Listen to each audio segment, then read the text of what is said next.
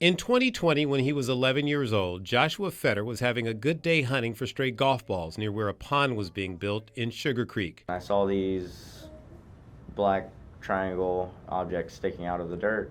They were about, a foot and a half wide of a circle with just tiny, like the tips of them just sticking up out of the ground by maybe a quarter of an inch. He dug them out and took them back to the cabin where his family was staying and cleaned them up. And when his family saw them, they thought that they were more than just cool arrowheads, but something really special, and through a friend contacted the anthropology lab at Kent State.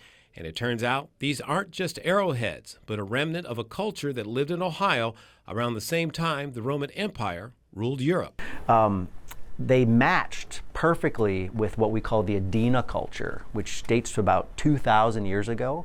And it's one of the earliest complex societies in North America. The Adena people lived in central Ohio in an area that ranged from Kentucky in the south to as far north as Stark County, and built huge burial mounds in Chillicothe and Miamisburg.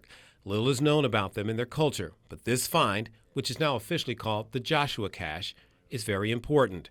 So much so that after 5 years of structural testing, carbon dating, micro-wear analysis, X-ray fluorescence, and other sciencey stuff, the findings are all about to be published in the prestigious Journal of Archaeological Science. This collection, the Joshua Cache, will now live at the Cleveland Museum of Natural History.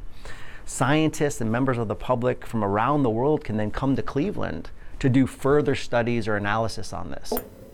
The archaeology lab at Kent State tries to bring ancient history to life by trying to recreate things like stone tools and even clay pots to see if they can figure out how the ancients did it.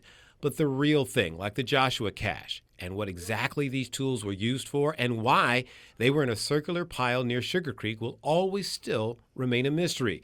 And for Joshua, he's just glad that this find will be preserved and may one day help unlock some of the mysteries surrounding the first Ohioans. It's cool. I definitely enjoy having that story to tell when I get older. In Kent, Roosevelt Leftwich, Fox 8 News.